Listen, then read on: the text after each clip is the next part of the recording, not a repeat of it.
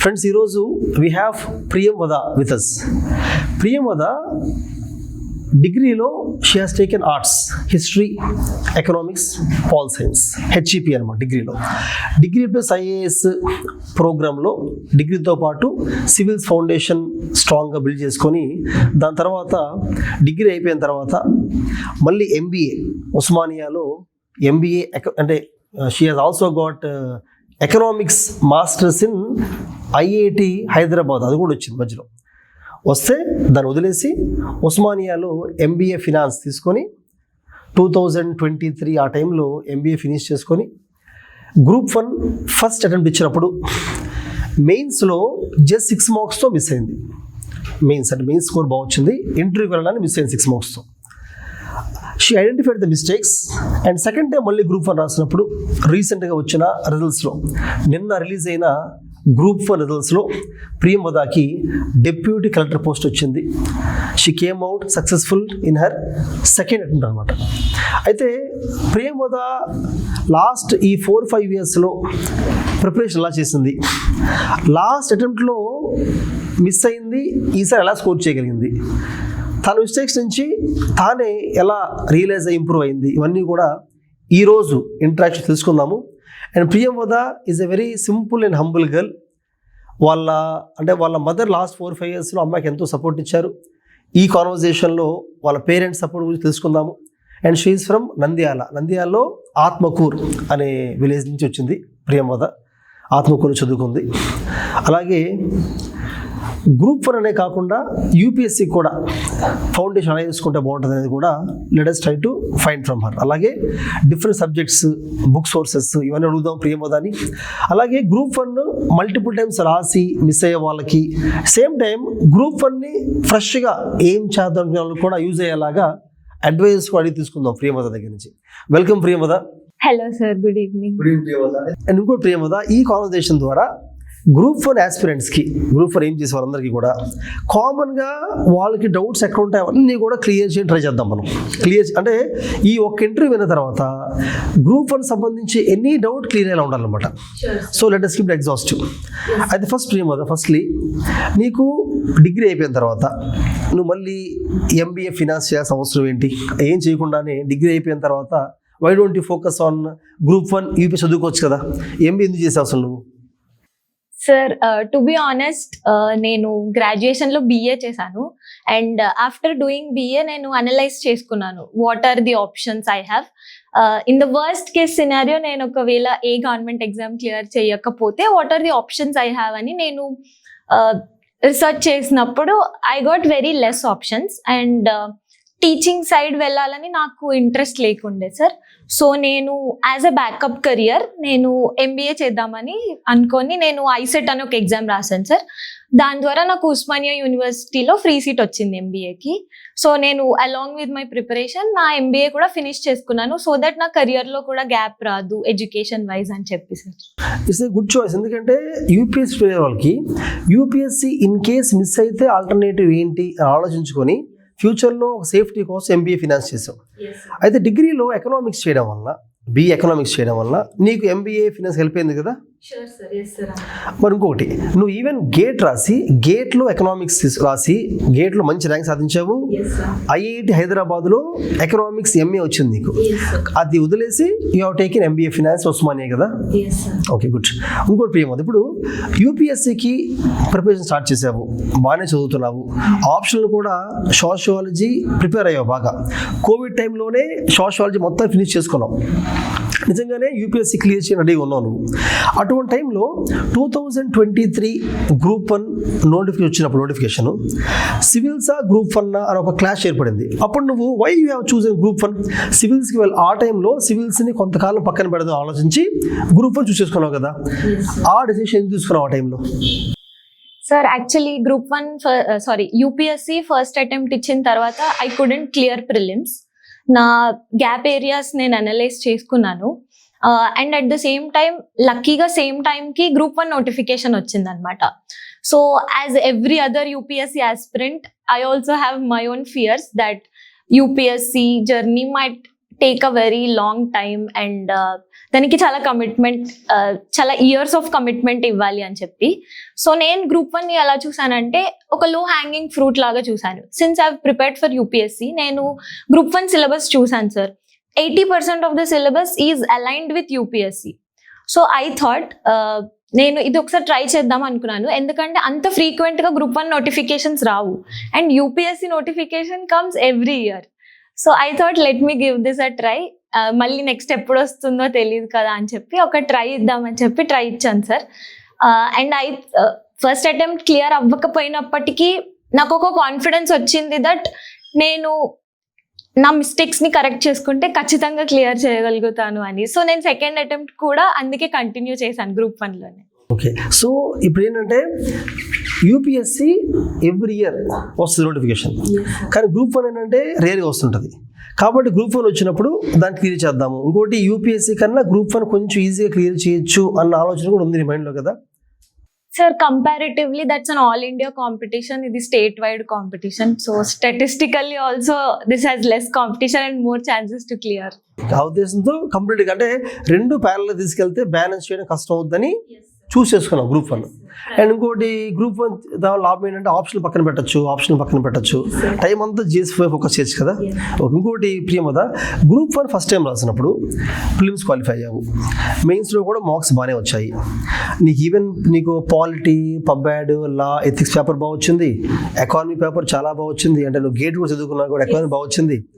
Science and technology కొంచెం తగ్గింది, SI పేపర్లో కొంచెం తగ్గింది, అంటే ఒక 70 ఎస్ఐలో వచ్చింది. సైన్స్ టెక్ కూడా 16 ఇయర్లీ వచ్చింది.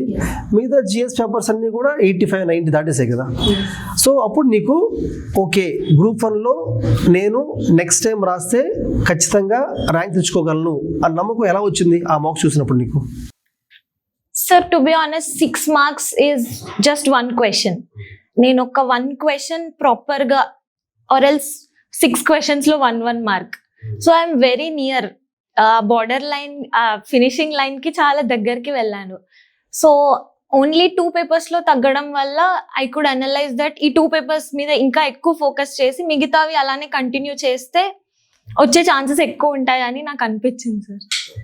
ఇంకోటి ప్రియమది, ఇప్పుడు జనరల్గా అంటే గర్ల్స్ ఎక్కువ మంది కూడా సివిల్స్ ప్రిపేర్ అవుతున్నప్పుడు, గ్రూప్ 1 రాస్తున్నప్పుడు ఒక 3 years 4 years టైం పట్టిన తర్వాత వాళ్ళ ఇంట్లో పేరెంట్స్ ఏంటంటే మ్యారేజ్ గురించి మాట్లాడతారు. అబ్బాయిలకి ప్రాబ్లం ఉండదు జనరల్గా, అమ్మాయిలకి ఏంటంటే అందులో నువ్వు మీ ఫ్యామిలీలో you are the third daughter నువ్వు. అలాగే sorry to say this but 2020 కోవిడ్లో యూ లాస్ట్ యువర్ ఫాదర్ ఆ టైంలో. సో మీ మదర్ ఒకలే, she has to take care of the family.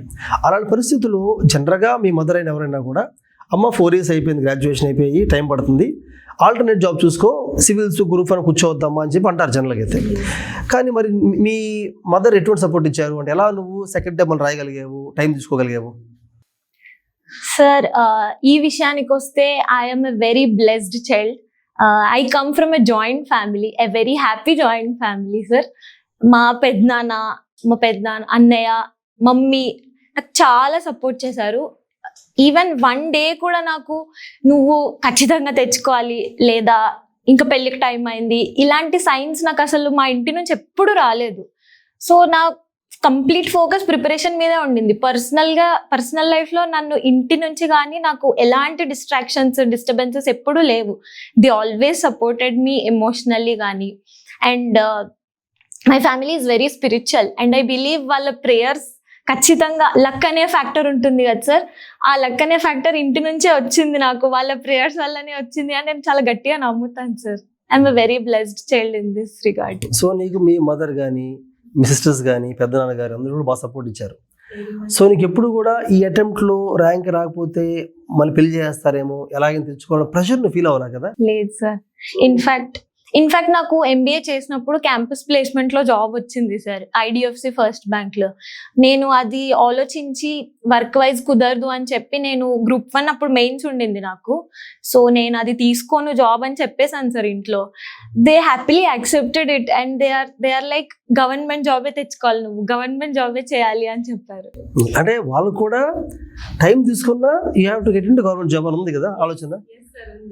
ఇంకోటి నువ్వు సెకండ్ టైం గ్రూప్ 1 రాసినప్పుడు, సెకండ్ టైం గ్రూప్ 1 బాగా అంటే ప్రిలిమ్స్ ఏమో 2024 మార్చిలో అయింది, మెయిన్స్ ఏమో 2025 జూన్ అనుకుంటా కదా, మేలో అయింది మెయిన్స్. ఇంటర్వ్యూ తర్వాత మళ్ళీ అయింది. ఇంటర్వ్యూ తర్వాత కూడా మళ్ళీ చాలా గ్యాప్ వచ్చింది. సో ఈ రీసెంట్గా రిజల్ట్ వచ్చిన నోటిఫికేషన్ ఎక్కువ టైం కంటిన్యూ అయింది. ప్రిలిమ్స్ మెయిన్స్ 2.5 years జర్నీ కదా. ఈ టైంలోనే నువ్వు మళ్ళీ వేరే సెంట్రల్ గవర్నమెంట్ ఎగ్జామ్ రాసి క్లియర్ చేసావు, ఆ జాబ్ చేస్తున్నావు ఇప్పుడు కదా. సో Group 1 ప్రిలిమ్స్ క్వాలిఫై అయ్యావు, మెయిన్స్కి వెళ్ళావు, ఇంటర్వ్యూకి వెళ్తున్నావు. ఈ జర్నీలో మళ్ళీ నువ్వు ఇంకో సెంట్రల్ గవర్నమెంట్ ఎగ్జామ్ ఎందుకు రాద్దాం అనుకున్నావు? ఎలా అనిపించింది కదా చివగా? So to be very honest, state government ఎగ్జామ్స్లో కొంచెం అన్సర్టనిటీ లెవెల్ చాలా ఎక్కువ ఉంటుంది. రిగార్డింగ్ డిలేస్, పోస్ట్పోన్మెంట్స్ చాలా ఎక్కువ ఉంటాయి. అలాంటి టైంలో ప్రెషర్ చాలా ఫేస్ చేస్తాం, బికాజ్ వీఆర్ అన్ఎంప్లాయిడ్ అని ఉంటుంది కాబట్టి లోపల. సో నేను ఆ ప్రెషర్ని ఎలా డైవర్ట్ చేశానంటే, ఇంకొక బ్యాకప్ ఆప్షన్ ఏముంది అని వెతికినప్పుడు నాకు ఈ ఆప్షన్ ఫెయిర్ అనిపించింది. ఎందుకంటే నేను ఈ ప్రిపరేషన్ మర్జ్ అయిపోయింది. ఆ ప్రిపరేషన్లో ఈ ప్రిపరేషన్ హెల్ప్ వల్లనే నేను ఈ నాలెడ్జ్తోనే ఆ ఎగ్జామ్ చాలా ఈజీగా క్లియర్ చేయగలిగాను అనమాట. సో నాకు ఎక్కువ ప్రెషర్ రాలేదు, Group 1 మీదనే ఎక్కువ ఫోకస్ ఉండింది. అది అలా ఈ పాస్ట్ 5 yearsలో గెయిన్ చేసిన నాలెడ్జ్ నాకు క్యూములేటివ్గా హెల్ప్ అయింది అనమాట ఆ ఎగ్జామ్కి. సో చాలా ఎఫర్ట్లెస్గా క్లియర్ అయిపోయింది. ఆ ప్రెషర్ నుంచి కూడా నేను బయటికి వచ్చా. ఈ డిలేస్ వీటన్నిటి తట్టుకునే ప్రెషర్ నుంచి బయటికి వచ్చా, బికాజ్ నాకు ఆల్రెడీ ఒక జాబ్ ఉంది అన్న మోరల్ కాన్ఫిడెన్స్ ఉంది కాబట్టి. సో ఈ పాయింట్ ఏంటంటే, యూపీఎస్సీకైనా Group 1కైనా ప్రిపేర్ అయినప్పుడు ఆ నాలెడ్జ్తో we can clear many other exams కదా, క్లియర్ చేయగలం. సో ఖచ్చితంగా క్యాండిడేట్స్ ఏంటంటే, ఒక ఎగ్జామ్ రాస్తున్నప్పుడు ప్యారల్గా వేరే ఎగ్జామ్స్ కూడా రాస్తూ ఉండడం మంచిది. సో దట్ ఏంటంటే, ఒకవేళ సివిల్స్ Group 1 లేట్ అయినా వేరే ఏదో ఎగ్జామ్ వస్తుంది, ట్రై చేయాలి ఎగ్జామ్స్, వేరే ఎగ్జామ్స్. ఆ జాబ్ వస్తే ఏమవుతుందంటే ప్రెజర్ తగ్గుతుంది. Pressure very good thing. ఇప్పుడు ఎందుకు చెప్తున్నాను ప్రేమదా, చాలామంది స్టూడెంట్స్ ఇప్పుడు యూపీఎస్సీ Group 1 ర్యాంక్ వచ్చేదాకా వేరే ఎగ్జామ్స్ ఏం రాయకుండా వాటి మీద కూర్చొని 10 years కూడా చాలా టైం స్పెండ్ చేస్తున్నారు. 10 years చాలా మంది. అంటే ఎక్కడ వేరే ఎగ్జామ్ రాస్తే మళ్ళీ డీవియేట్ అవుతారేమో సివిల్స్ కన్నా భయంతో. But you have really shown a good path. నిజంగా చెప్పాలంటే ఒక 4 years తర్వాత వేరే ఎగ్జామ్ రాయడం మంచిది ఎప్పుడైనా కూడా. గుడ్ ప్రియమదా. ఇప్పుడు now coming to the examination, prelims అంటే Group 1లో ప్రిలిమ్స్ ఎగ్జామ్ని కూడా మిస్ అవుతున్నారు చాలా మంది, క్లియర్ చేయలేకపోతున్నారు కదా. First let start from prelims ఎగ్జామ్ని క్లియర్ చేయడానికి వాట్ డూ యూ సజెస్ట్? అంటే ప్రిపరేషన్ నీది ఎలా ఉంది, నీ ప్రిపరేషన్ ఎలా ఉంది అని దాంతోపాటు జనరల్గా Group 1 ప్రిలిమ్స్ క్లియర్ చేయాలంటే ఎలా చదివితే better? Yes sir, first sources కన్నా నేను స్ట్రాటజీ గురించి చెప్తాను సార్. బేసికల్లీ ప్రిలిమ్స్లో అందరు మిస్ అయ్యేది ఏంటంటే, మెయిన్స్కి లెస్ సోర్సెస్, ప్రిలిమ్స్కి మోర్ సోర్సెస్ అనే కాన్సెప్ట్ నేను చాలా మంది దగ్గర విన్నాను. బట్ నేను అలా ఏం కాదు. నేను ప్రిలిమ్స్కి కూడా వెరీ లెస్ సోర్సెస్. ఒక సబ్జెక్ట్కి నేను ఒక్కటే బుక్ చదివాను, మల్టిపుల్ టైమ్స్, ఈవెన్ 10 times కూడా చదివాను కొన్ని బుక్స్, అంటే లాంగ్ జర్నీ ఆఫ్ ప్రిపరేషన్ కాబట్టి. So coming to the strategy, నేను ప్రిలిమ్స్కి ఏం చేసేదాన్ని అంటే రిగరస్గా టెస్ట్స్ రాసేదాన్ని sir. Because objective type of పేపర్లో వెన్ ఈక్వల్లీ నాలెడ్జ్కి ఈక్వల్గా మనకి పేపర్ని సాల్వ్ చేసే స్ట్రాటజీ ఇంపార్టెంట్ అనిపించింది నాకు. నేను టెస్ట్ సిరీస్ చాలా రాసిన తర్వాత దాన్ని అనలైజ్ చేయడానికి ఒక 4 hours కూర్చునేదాన్ని సార్. నేను ఎలా అనలైజ్ చేసేదాన్ని అంటే, even the questions which are right, నేను ఏదైనా గెస్ చేసి రైట్ పెట్టుంటాను కదా, అవి నేను సెపరేట్గా కేటగరైజ్ చేసుకునేదాన్ని అనమాట. Questions which I have guessed and which went right, నేను అవి చూసుకునేదాన్ని. అంటే ఫ్యాక్ట్స్ రైట్ పెడుతున్నానా, స్టేట్మెంట్ క్వశ్చన్స్ రైట్ పెడుతున్నానా గెస్ చేసినప్పుడు అని. సో అదొక ప్యాటర్న్. ఇంకా కొన్ని క్వశ్చన్స్ గెస్ చేసినప్పుడు రాంగ్ పోతాయి, నేను అవి సెపరేట్ కేటగిరీ చేసుకునేదాన్ని. గెస్ చేసి రాంగ్ పోతున్నాయి, నేను అక్కడ అనలైజ్ చేసేదాన్ని. ఫ్యాక్ట్స్ గెస్ చేసినప్పుడు రాంగ్ పోతున్నాయా, లేదా నేను చదివేటప్పుడు నాట్ ఇలాంటివి ఏమైనా మిస్ అయ్యి రాంగ్ పోతున్నాయా అని. ఇంకా కొన్ని ఏంటంటే రెడ్ బట్ ఫర్గాట్, నేను చదివినా కూడా గుర్తు రాలేదు నాకు ఎగ్జామ్లో, అంటే నేను రివిజన్ చేయలేదని. ఆ టాపిక్స్ నోట్ చేసుకునేదాన్ని, అవి మళ్ళీ వెళ్ళి రివైజ్ చేసుకునేదాన్ని. ఇంకోటి ఏంటంటే క్వశ్చన్ని సరిగ్గా చదవకపోవడం, తొందరలో కొన్ని ఇలా క్వశ్చన్ చదవంగానే ఆప్షన్స్ చదవకుండా ఒక్క ఆప్షన్ చదివి పెట్టేస్తాం కదా, that is also a category నాకు. నేను అది కేటగరైజ్ చేసుకొని అందులో ఎలాంటి, సో నాకు ఒక మిస్టేక్స్ బుక్ అని ఒకటి పెట్టుకునేదాన్ని అనమాట. అందులో ఈ కేటగిరీస్లో నంబర్స్ రాసుకునేదాన్ని, 5 questions 2 questions. అది ఎవ్రీ టెస్ట్కి పెరుగుతుందా తగ్గుతుందా, ఎలా ఫోకస్ చేయాలి. నేను ఓన్లీ మిస్టేక్స్ మీదనే ఫోకస్ చేసేదాన్ని సార్, ప్రతి మిస్టేక్ మీద వర్క్ చేసేదాన్ని. నాకు అది ఎక్కువ ఇది మేబీ ఎక్కువ చెయ్యాలి అని అనిపించింది. Along with reading, along with revision, ఈ అనాలిసిస్ అనేది ఎక్కువ చేస్తే రీడింగ్ ఈజీ అవుతుంది. అండ్ కమింగ్ టు సోర్సెస్, హిస్టరీకి నేను మోడర్న్ ఇండియాకి స్పెక్ట్రమ్ చదివాను, మెడివల్ అండ్ ఏన్షియంట్కి క్లాస్ నోట్స్ చదువుకున్నాను సార్, పాలిటీకి లక్ష్మీకాంత్ ఎనీవేస్, అండ్ ఎకానమీకి నేను వివేక్ సింగ్ చదివాను.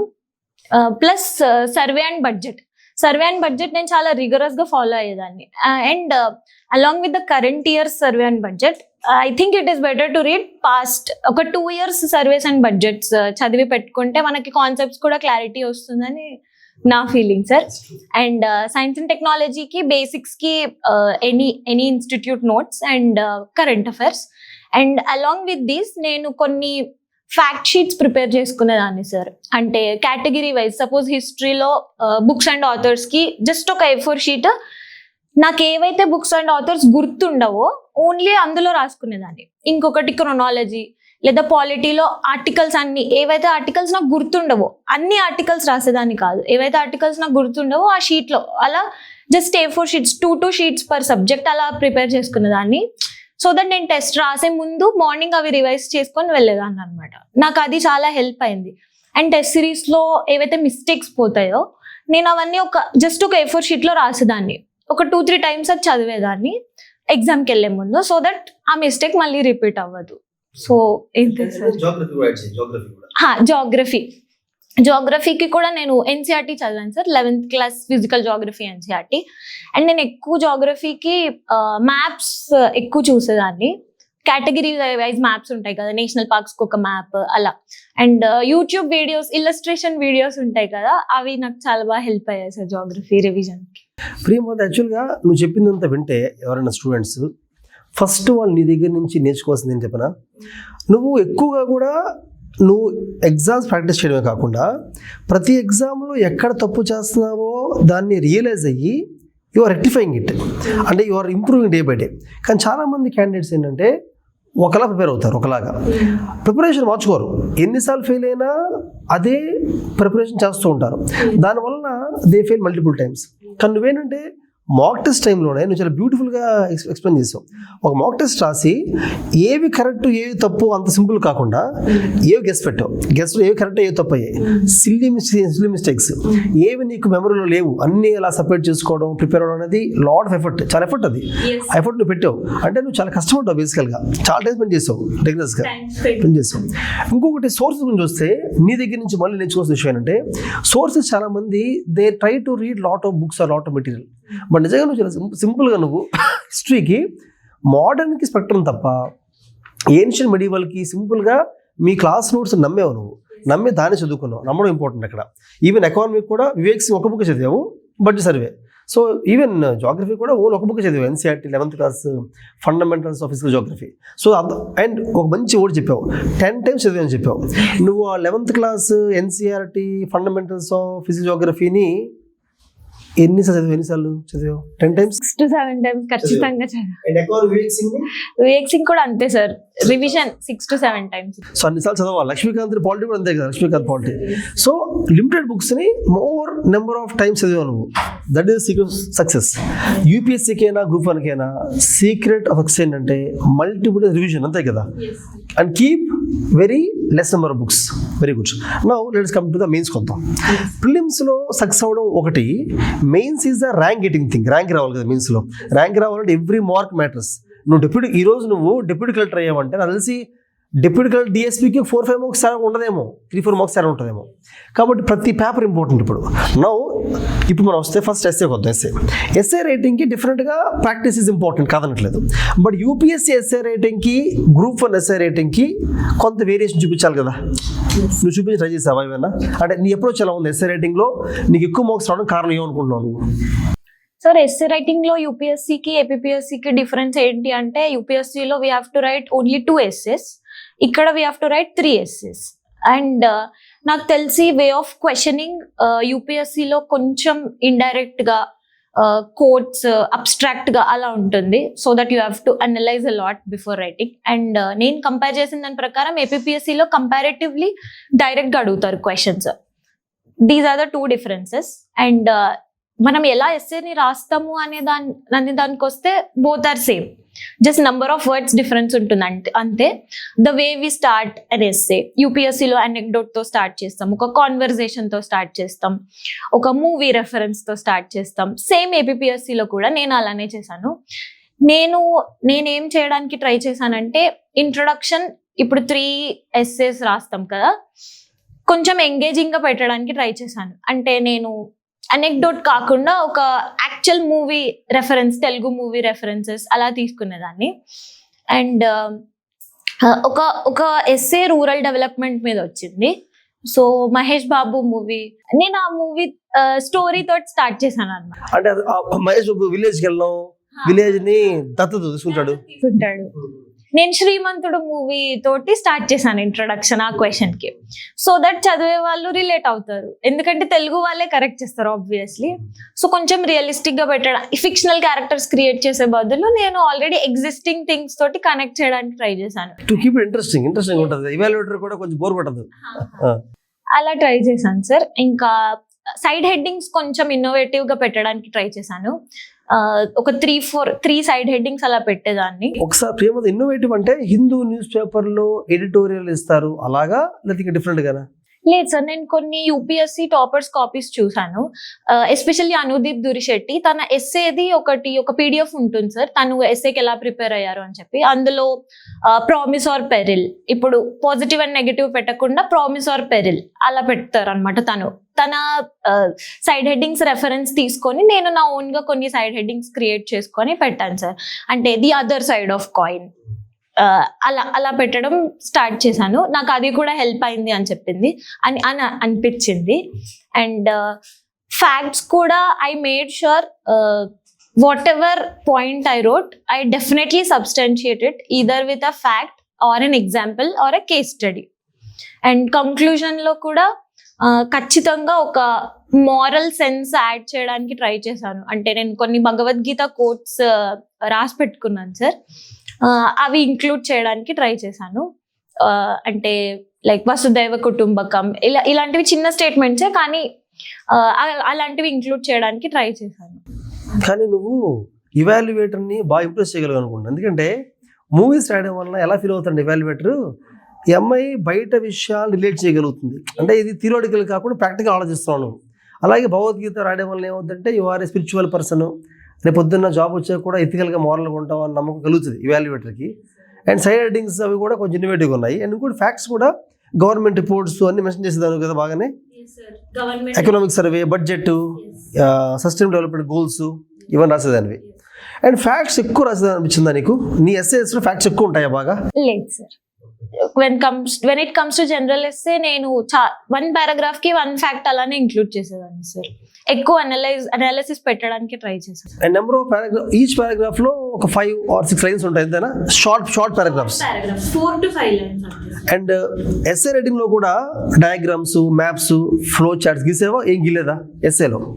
Actually we have the freedom to draw maps, కానీ నాకు అంటే యాక్చువల్ ఎగ్జామ్ లో నాకు స్కోప్ రాలేదు సార్, సో నేనేం గీయలేదు. సో రాసిన 3 ఎస్సేల్లో ఎక్కడ కూడా డయాగ్రామ్ గీయలేదు, ఫ్లో చార్ట్, మ్యాప్ ఏది గీయలేదు. Okay, good. ఫ్లో చార్ట్ వేసాను సార్ ఒక ఎస్సేలో. ఓకే. అండ్ నువ్వు చూస్ చేసుకునే ఎస్సై అంటే ఇచ్చిన ఆప్షన్స్లో ఇదైతే ఎవరు రాయరేమో అలా చూస్ చేసుకున్నావా, లేదా లేదు ఇది ఈజీగా ఉంటుంది ఎక్కువ పాయింట్స్ రాయగలం బాగా రాయగలం అని చూస్ చేసుకున్నావా? సార్ అందరూ చూస్ చేసుకుంటారు అనే పాయింట్ ని నేను ఎప్పుడు కన్సిడర్ చేయలేదు. ఏదైతే నా స్ట్రాంగ్ ఏరియా, ఏదైతే suppose when it comes to economy, ఇప్పుడు ఒక ఎకానమీ ఎస్సే ఉంది, ఎకానమీ రిలేటెడ్ ఎస్సే ఉంది అంటే అది నా స్ట్రాంగ్ సబ్జెక్ట్ అని నాకు తెలుసు. సో నేను ఒక 1-2 minutes 3 essays చదివి దేనికి నేను ఎక్కువ అనాలిసిస్ ఇవ్వగలుగుతాను అండ్ ఎక్కువ మరీ డైరెక్ట్ గా వచ్చిన క్వశ్చన్ కి చాలా తక్కువ స్కోప్ ఉంటుంది. ఏదైతే ఎస్సేకి ఎక్కువ స్కోప్ ఉంటుంది, మనం ఎక్కువ డైమెన్షన్స్ ఎక్స్ప్లోర్ చేయడానికి స్కోప్ ఎక్కువ ఉంటుందో నేను అలాంటి ఎస్సేని చూస్ చేసుకున్నాను. నాకు నాలెడ్జ్ కన్నా అక్కడ స్కోప్ ఉండాలి కదండి సార్. ఫస్ట్ ఆ ఎస్సేని మనము మల్టీ డైమెన్షన్స్ లో చూపించడానికి స్కోప్ ఉండే ఎస్సేని తీసుకునేదాన్ని, అలాంగ్ విత్ నాకు డీసెంట్ నాలెడ్జ్ ఉంది ఆ టాపిక్ మీద అని ఆ 2 అనలైజ్ చేసుకొని తీసుకునేదాన్ని. గుడ్. ఇంకోటి, నీకు ఫస్ట్ అటెంప్ట్లో సైన్స్ టెక్నాలజీ ఒకటి తక్కువ వచ్చింది కదా, మీతో అనుభవం వచ్చాయి. ఎస్ఎన్టీ తక్కువ ఎందుకు వచ్చి ఉండొచ్చు నీ అనాలిసిస్ ప్రకారంగా? నెక్స్ట్ టైం ఎలా ఇంప్రూవ్ చేసుకున్నావు? అంటే ఫస్ట్ అటెంప్ట్కి సెకండ్ మధ్యలో ఎలా వర్క్ చేసి ఆ పేపర్లో ఎక్కువ స్కోర్ కోసం ఏం చేసావు?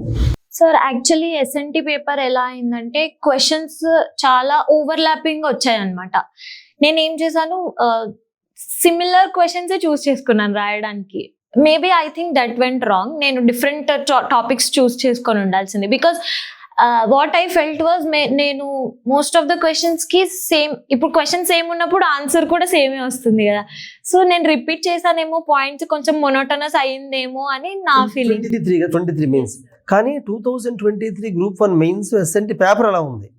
ఆ పేపర్లోనే అన్ని క్వశ్చన్స్ ఆల్మోస్ట్ ఒక ఆన్సర్ లా ఉంటాయి. When it comes to environment, you can mention sustainable development goals in every question, every point substantiation lo adi rayachu. So somewhere I think it went monotonous అని అనిపించింది. So నేను ఏం చేశానంటే same topic ని కూడా same point కి different examples prepare అయ్యేదాన్ని. So that ఒక క్వశ్చన్ లో ఒక ఎగ్జాంపుల్, ఇంకో క్వశ్చన్ లో ఇంకో ఎగ్జాంపుల్ రాయొచ్చు, లేదా ఒక ఎగ్జాంపుల్ మర్చిపోయినా ఇంకో ఎగ్జాంపుల్ గుర్తుంటుంది అని చెప్పి. అండ్ నోట్స్ కొంచెం నేను ఫ్యాక్ట్స్ ఎక్కువ యాడ్ చేయడానికి ట్రై చేశాను. సైన్స్ అండ్ టెక్ నోట్స్ మళ్ళీ నేను రీరైట్ చేసుకున్నాను నోట్స్ మొత్తము. నా నోట్స్ ప్రాపర్గా లేదనిపించి కొంచెం నోట్స్ క్వశ్చన్స్ అడిగితే డైరెక్ట్ అది మొత్తం రాసేలాగా షార్ట్ నోట్స్ ప్రిపేర్ చేసుకున్నాను. డయాగ్రామ్స్ చాలా యాడ్ చేశాను sir second time. Maybe that also helped. So more diagrams, more facts, okay type of topic వచ్చినా కూడా ఎగ్జాంపుల్స్ మార్చడం ఇట్లా చేసుకున్నావు. అండ్ నోట్స్ మొత్తాన్ని మళ్ళీ కొంచెం ఎగ్జాస్ట్ ఎక్కువ రాసుకున్నావు. ఓకే. సో కాన్సెప్చువల్గా ఎక్కువ డెవలప్మెంట్ చేయకపోయినా ప్రజెంటేషన్ డెవలప్మెంట్ కోసం చేసేవన్నీ, అంతేనా? ఓకే. అండ్ దెన్ ఇప్పుడు జనరల్గా సైన్స్ టెక్నాలజీలో కరెంట్ అఫైర్స్ అందరూ బాగా చదువుతారు స్ట్రాంగ్గా, కానీ కాన్సెప్ట్స్ చదువుకోవడానికి ఒక స్టాండర్డ్ బుక్ అంటూ కరెక్ట్గా ఉండదు. అంటే ఫర్ ఎగ్జాంపుల్ ప్రతి టాపిక్ మీద బ్యాక్గ్రౌండ్కి వెళ్ళి చదివేలా టైం స్పెండ్ చేయరు. నువ్వు టైం స్పెండ్ చేసావా? సైన్స్ టెక్నాలజీలో ఒక స్టాండర్డ్ బుక్ తీసుకొని ప్రతి టాపిక్, బయోటెక్నాలజీ అవ్వచ్చు, నానో అవ్వచ్చు, రోబోటిక్స్, ఐసీటీ, ప్రతి దాని మీద కూడా కరెంట్ అఫైర్స్ కాకుండా బ్యాక్గ్రౌండ్ డెఫినేషన్స్, లేకపోతే అంతకుముందు ఎలా ఉండే చదువుకున్నావు నిజంగా ప్రిపేర్ అయ్యా? Yes sir. సెకండ్ అటెంప్ట్లో నేను నా అటెంప్ట్ రిజల్ట్ వచ్చాక నాకు ఫస్ట్ నేను చేసిందే సైన్స్ అండ్ టెక్నాలజీ నోట్స్ మళ్ళీ రాసుకోవడము ప్రతి టాపిక్. Yes sir. ఎందుకంటే యాక్చువల్లీ టు బి ఆనెస్ట్ ఒక ప్రాపర్ నోట్స్ నాకు అనిపించలేదు. మార్కెట్లో ఉన్న నోట్స్ నేను చూస్తే నాకు అది నాట్ ఇనఫ్ అని అనిపించింది. సో నేను ప్రతి టాపిక్కి ఆన్లైన్లో సెర్చ్ చేసి, ఇన్స్టిట్యూట్స్ వాళ్ళవి ఆన్లైన్లో ప్రతి టాపిక్ కొట్టాక కొన్ని నోట్స్ వస్తాయి కదా పీడిఎఫ్స్, అవి అలా ఒక 3-4 రెఫర్ చేసి అందులో నాకు నచ్చిన పాయింట్స్ మాత్రమే ఒక A4 షీట్లో రాసుకొని అలా నేను ప్రతి టాపిక్కి చేశాను సిలబస్లో ఎస్ఎన్టీలో. ఓకే. ఫర్ ఎగ్జాంపుల్ ఇప్పుడు ప్రేమద స్పేస్ ఉంది, డిఫెన్స్ స్పేస్ ఉంది అనుకో. స్పేస్లో ఈ లాస్ట్ 1-2 ఇయర్స్లో శాటిలైట్స్, రాకెట్స్, లేకపోతే గవర్నమెంట్ ఇస్రో ఇనిషియేటివ్స్ చదువుకుంటాం. అది కాకుండా స్పేస్ సెక్టార్లో బ్యాక్ వెళ్ళి నువ్వు రాకెట్ అంటే ఏంటి, శాటిలైట్ అంటే ఏంటి, గవర్నమెంట్ ఆఫ్ ఇండియా అంతకుముందు ఏం చేసింది, అవన్నీ చదువుకున్నావా? బ్యాక్గ్రౌండ్ అంతా నేర్చుకున్నావా? బేసిక్స్ నేర్చుకున్నాను సార్. ఎందుకంటే ఎలాంటి కరెంట్ అఫైర్స్ క్వశ్చన్ ఇచ్చినా కూడా మనం ఇంట్రొడక్షన్ లో దాని డెఫినేషన్ ఇలాంటివి మెన్షన్ చేయాల్సి వస్తుంది కాబట్టి బ్యాక్గ్రౌండ్ నేర్చుకున్నాను. అండ్ డయాగ్రామ్స్ ఇలాంటివి, ఫ్లో చార్ట్స్ ఇలాంటివి రాయడానికి if we start from background, history నుంచి స్టార్ట్ చేస్తే ఫ్లో బాగుంటుంది అని చెప్పి నేను కొంచెం, అంటే నాట్ ఎవ్రీ శాటిలైట్ కాదు, మేజర్ హిస్టారిక్ అచీవ్మెంట్స్ ఉంటాయి కదా, అవి చూసుకున్నాను ఫస్ట్ నుంచి. And general essay, in case space మీద జనరల్ ఎస్సే వచ్చినా కూడా నేను మంచి బ్యాక్గ్రౌండ్ నుంచి స్టార్ట్ చేస్తే ఆ ఫ్లో కూడా ఇంకా బాగుంటుంది అని చెప్పి, అలా కూడా యూజ్ అవుతుందని చెప్పి కలిపి చూసేసుకున్నాను. Very good. అండ్ ఎన్వైర్న్మెంట్కి ఏం చేసావు? ఎన్వైర్న్మెంట్కి సేమ్ సార్. నేను ప్రతి టాపిక్ ఫస్ట్ గూగుల్లో కొట్టి ఒక 5-6 వెబ్సైట్స్ చూసి, అంటే ఏపీఎస్సి గ్రూప్ 1 నోటిఫికేషన్లో సిలబస్లో ఇచ్చిన ప్రతి పాయింట్ని సెర్చ్ చేసి గూగుల్లో కరెక్ట్ చేసే పాయింట్స్ని. Okay. It is lot of efforts. Okay. అలా నోట్స్ తీసుకున్నాం మొత్తం. పోనీ స్టాండర్డ్ బుక్ సజెస్ట్ చేస్తావా? ఎన్వైర్న్మెంట్కి ఈ బుక్ చదివాను అనే ఉందా నీ దగ్గర? లేకపోతే ఓన్లీ కరెంట్ అఫైర్స్ అండ్ గూగులా? అండ్ గూగుల్ అంతే, ఏ బుక్ చదవాలి ఎన్వైర్న్మెంట్కి? అంటే నాకు అది మేబీ నాకు అవి అంత అపీలింగ్ అనిపించలేదు. గుడ్. ఇంకోటి ఏంటంటే ఏ బుక్ చదివినా ఆ బుక్లో ఎగ్జామ్ సంబంధించి అక్కడక్కడ దొరుకుతుంటాయి, బుక్ అంతా అవసరం ఉండదు. అవసరం ఉండదు. But it's good choice. Let's come back హిస్టరీకి వద్దాం. హిస్టరీలో అంటే యాక్చువల్గా పేపర్ 2 మెయిన్స్ పేపర్ 2లో 50 marks AP history, 50 Indian history, 50 ఏమో geography of AP and India కదా. ఇండియన్ హిస్టరీ నువ్వు వాడు చెప్పావు, ఏన్షియంట్ మెడివల్ డిగ్రీ ప్లస్ ఐఏఎస్లో చదువుకున్న నోట్స్ ఫాలో అయ్యావు. మోడర్న్ మాత్రం స్పెక్ట్రమ్ చదివావు, మోడర్న్ కదా. ఆర్ట్ అండ్ కల్చర్ కూడా నీ క్లాస్లో చదువుకున్నావు, క్లాస్ నోట్సే అంతే. ఇండియన్ హిస్టరీకి అంతే కదా. ఏపీ హిస్టరీకి మాత్రం నువ్వు ఒక టాపర్ నోట్స్ ప్రిపేర్ అయ్యావు కదా, మంచి నోట్స్. దాని గురించి ఎక్స్ప్లెయిన్ చేయ ఒకసారి. ఎస్ సార్, ఇది actually coming from UPSC background, AP history is a nightmare for everyone who comes from UPSC background. నేను దీన్ని ఎలా క్రాక్ చేశానంటే, టెలిగ్రామ్ లో మల్టిపుల్ సోర్సెస్ రెఫర్ చేస్తున్నప్పుడు మనోజ్ సార్ అని చెప్పి, హీఈస్ ర్యాంక్ 6. ఎస్ సార్, తన నోట్స్ దొరికింది నాకు PDF. It's a very big notes, చాలా ఎగ్జాస్టివ్ గా ఉంటుంది ఆ నోట్స్. ఓన్లీ ఏపీ హిస్టరీ మీదనే. I think he referred almost 10 sources refer చేసి ఓన్లీ మెయిన్స్ పర్స్పెక్టివ్ లో రాశారనమాట. It's a very beautifully written notes. నేను ఓన్లీ ఆ నోట్స్ రెఫర్ చేసి అందులో నేను అన్ని పాయింట్స్ రాయలేని అనిపించింది. సో ఏవైతే నేను రాయగలుగుతానో అవి నేను సెపరేట్ గా ఒక షార్ట్ నోట్స్ ప్రిపేర్ చేసుకొని ఓన్లీ అదే చదివాను సార్. నేను ఇంకా వేరే ఏ బుక్ రెఫర్ చేయలేదు. He very beautifully wrote introductions, conclusions. అసలు మనకి ఎఫర్ట్లెస్ గా డైరెక్ట్ అది చదివేస్తే అయిపోతుంది ప్రిపరేషన్. చాలా హెల్ప్ అయింది. అందులో కూడా కొన్ని పాయింట్స్ ఎక్కువై కట్ చేసుకున్నాం, చాలా ఎక్కువ రాశారు సార్ తను. Okay good. అయితే ఏపీ హిస్టరీకి నువ్వు చెప్పే నోట్స్ అవుతే అందరు హెల్ప్ అవుతుంది అనుకుంటున్నాను. అంటే ఫర్ గ్రూప్ 1 మెయిన్స్కి, ప్రిలిమ్స్ పాయింట్ ఆఫ్ వ్యూలో గ్రూప్ 2లో అయితే మేబీ ఎక్స్ట్రా ఫ్యాక్ట్స్ కావాల్సి వస్తుంది. లో కమింగ్ టు జాగ్రఫీ ఉందో చెప్పావు, 11th క్లాస్ NCERT చదివావు. అది కాకుండా టెక్స్ట్ బుక్స్ ఇంకేం చదివావు జాగ్రఫీకి? టెక్స్ట్ బుక్స్ NCERTనే రెఫర్ చేసుకున్నాను సార్. ఏపీ జాగ్రఫీకి నార్మల్ ఇన్స్టిట్యూట్స్ వాళ్ళ నోట్స్ చదివాను. రమణ్ రాజు బుక్ ఏం చదివా జాగ్రఫీ? ఏపీ జాగ్రఫీకి చదివాను సార్. చదివాను.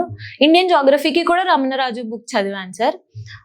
కానీ అందులోంచి నేను మెయిన్స్ అంటే మెయిన్స్ ఫార్మాట్ లాగా అందులో ప్రిలిమ్స్ ఫార్మాట్ లో ఉంటుంది. నేను దాన్ని కన్వర్ట్ చేసుకొని ఇది ఇంట్రోలో పెట్టొచ్చు, ఇది కంక్లూజన్ లో పెట్టొచ్చు, అలా నేను జస్ట్ నోట్స్ ప్రిపేర్ చేసుకున్నాను.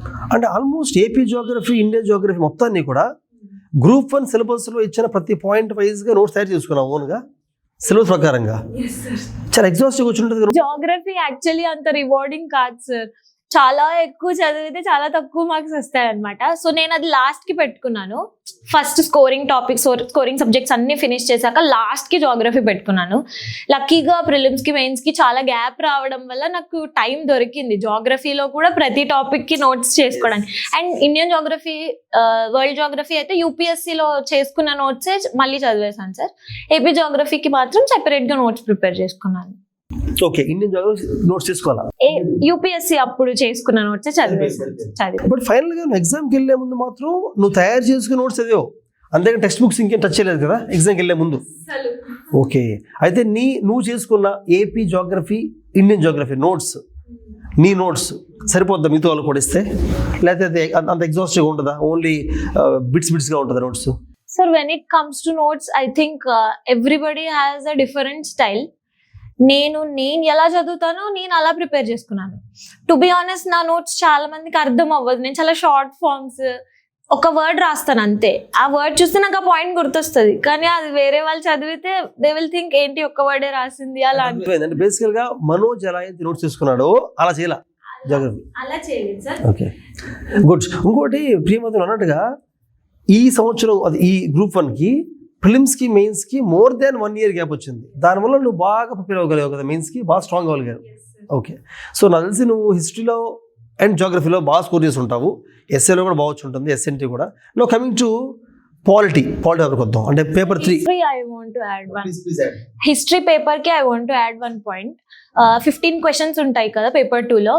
For every question I made sure I have drawn a map. Every question, what ever the topic is, even art and culture లో అడిగినా కూడా art and culture related things mention చేసుకుంటూ ఆ Kingdom యొక్క jurisdiction map draw చేసి అందులో mention చేయడానికి try చేశాను. I think maybe that might have also helped. or AP map. When it comes to India or world, Indian map, world map. 10 question. Even geography, Geography history and geography. Geographyలో కూడా maps అంటే just India map, AP map అలా కాదు. ఇప్పుడు cyclone మీద question వస్తే we can draw an illustration of a cyclone. అలా draw చేశాను sir. అంటే యూ మేడ్ ఎ పాయింట్ పెట్టుకున్నావు. పేపర్ 2లో హిస్టరీ జియోగ్రఫీ ఏ క్వశ్చన్ ఇచ్చినా ఏదో బొమ్మ గీయాలి, డయాగ్రామ్ గీయాలి. And we can actually fit diagrams. నేను ఏదో ర్యాండమ్ గా క్వశ్చన్ కి ఫిట్ అవ్వకుండా కాదు. క్వశ్చన్స్ ఎలా వస్తాయంటే అక్కడ డయాగ్రామ్ డిమాండ్ చేస్తుంది అనమాట క్వశ్చన్. సో అది ఆటోమేటిక్ గా అయిపోతుంది ఎఫర్ట్లెస్ గా. కల్చర్ లో కూడా స్తూపస్ రాయాలి, మ్యాప్ గీసి పాయింట్స్ పెడతావు, పాయింట్స్. ఓకే, టెంపుల్స్ ఇవన్నీ డ్రా చేయొచ్చు. టెంపుల్ ఆర్కిటెక్చర్ ఇవన్నీ ముందే ప్రిపేర్డ్ డయాగ్రామ్స్. నేను ఒక 3 A4 షీట్స్ లో అన్ని డయాగ్రామ్స్ డ్రా చేసి పెట్టుకున్నాను. నేను ఎగ్జామ్ కి వెళ్లే ముందు అవి చూసుకొని వెళ్ళేదాన్ని. ఒక 3 A4 షీట్స్ లో హిస్టరీకి సంబంధించి ప్రతి కింగ్డమ్ కి డయాగ్రామ్ డ్రా చేసుకొని పెట్టుకునేదాన్ని సార్. ఈ కింగ్డమ్ కి ఈ డయాగ్రామ్ జస్ట్ 6 pages 6 పేజీల్లో అది తిప్పితే ఇంకా సరిపోతాయి డయాగ్రామ్స్. Very good. యాక్చువల్గా మెయిన్స్ కి ఇదే సీక్రెట్. యూపీఎస్సీలో కూడా సీక్రెట్ అంటే ఫ్యాక్ట్స్ అయినా డయాగ్రామ్స్ అయినా ఇంపార్టెంట్వి ఒక నోట్స్ చేసుకొని బాగా రివైజ్ చేస్తే, అంటే అవి ఎలా ఉండాలంటే you should be able to use it anywhere. ప్రతి క్వశ్చన్ వాడేలా ఉండాలి అది. అయితే నువ్వు ఈవెన్ గవర్నమెంట్ రిపోర్ట్స్కి వాటికి నోట్స్ చేసుకున్నావా? ఇంపార్టెంట్ కమిషన్స్, రైల్వేకి, రోడ్వే కమిషన్స్, అగ్రికల్చర్ కమిషన్, అది నోట్స్ తీసుకున్నావా? సార్ ఎకానమీకి వస్తే ఇండెక్సెస్ ఉంటాయి, మల్టిపుల్ ఇండెక్సెస్ ఉంటాయి. అవి అన్ని ఒక దగ్గర, అన్ని ర్యాంక్స్, అన్నిట్లో ఇండియా ర్యాంక్, వరల్డ్ ఎలా పెర్ఫామ్ చేస్తుంది, ఇవన్నీ ఇండెక్సెస్ ఒక దగ్గర రాసుకునేదాన్ని. రిపోర్ట్స్, పాలిటీకి వస్తే కమిషన్స్ ఒక పేపర్లో, జడ్జ్మెంట్స్ అన్ని ఒక పేపర్లో, ఆర్టికల్స్, ఇంపార్టెంట్ ఆర్టికల్స్ అన్ని ఒక పేపర్లో రాసుకునేదాన్ని. సో అలా నేను కేటగరైజ్ చేసుకున్నాను. సో దట్ నేను ఆ ఫ్యాక్ట్ని ఏ క్వశ్చన్ వచ్చినా ఐ షుడ్ ఇంక్లూడ్ దట్. ఆ టాపిక్ రిలవెంట్ టాపిక్ వస్తే ఐ షుడ్ ఇంక్లూడ్ దట్. నేను ఇప్పుడు సపోజ్ ఒక టాపిక్ వైజ్ చదివినప్పుడు ఆ టాపిక్లో మాత్రమే నాకు ఆ ఫ్యాక్ట్ గుర్తొస్తుంది.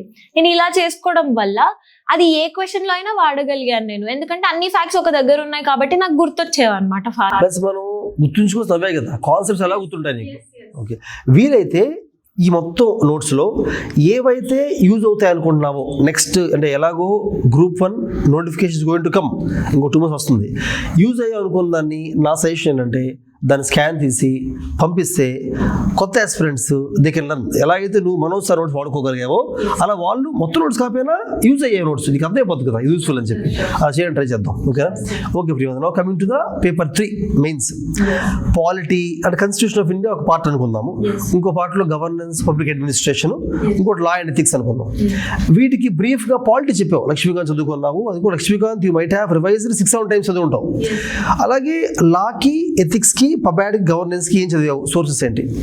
So when it comes to governance, any institute notes is more than enough. కానీ దాన్ని మనము, వాళ్ళు ఓన్లీ పాయింట్స్ ఇస్తారు, మనం దానికి ఒక ఫ్యాక్ట్, ఒక రిపోర్ట్. గవర్నెన్స్ లో చాలా స్కీమ్స్ మెన్షన్ చేయొచ్చు అనమాట. ఎవ్రీ పాయింట్ లో ఒక స్కీమ్ మెన్షన్ చేయొచ్చు.